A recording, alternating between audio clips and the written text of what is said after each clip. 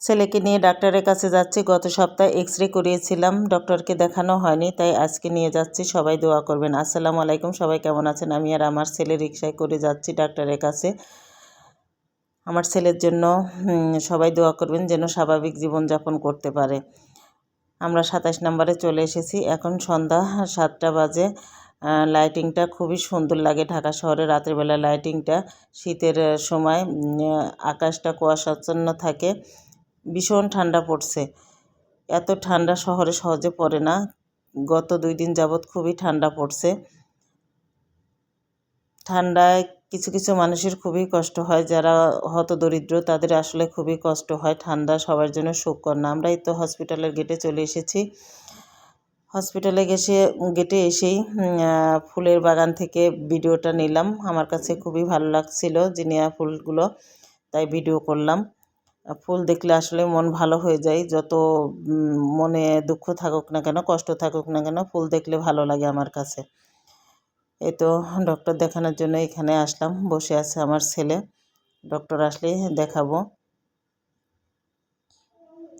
Doctor দেখানো শেষ করে আমরা হসপিটাল থেকে বের হয়ে বাটার শোরুমে যাব ছেলের এক জোড়া জুতা কিনে দেওয়ার জন্য, স্কুলের শু। ডক্টরকে জিজ্ঞেস করেছিলাম যে ওকে এই মাস থেকে স্কুলে দিতে পারবো কিনা। বললো দিতে পারবেন, আমি আগামী মাস থেকে স্কুলে দেবো। বাটার শোরুমে গেলাম। বাটার শোরুমে গিয়ে জুতা দেখছি ছেলের জন্য। সেলসম্যান আমার ছেলেকে জুতা জোড়া পরিয়ে দিয়েছিল, কিন্তু এই জুতাটা ওর হয়নি। ফাইনালি অন্য এক জোড়া জুতা নিতে হয়েছে। ছেলে তো এখন অনেক বড় হয়ে গেছে, ওর আসলে বড় সাইজ লাগে।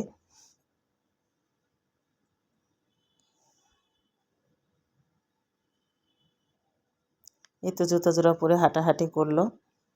ওর এই জোড়া কমফোর্টেবল হয়েছে। আমরা এখান থেকে বের হয়ে বাসার উদ্দেশ্যে রওনা হলাম। আপনারা কে কোথা থেকে ভিডিওটি দেখছেন কমেন্ট করে জানাবেন। ভালোবেসে পাশেই থাকবেন। আপনাদের জন্য অনেক অনেক দোয়া। আপনারা আমার জন্য দোয়া করবেন। আবারও এসে জ্যামে পড়লাম।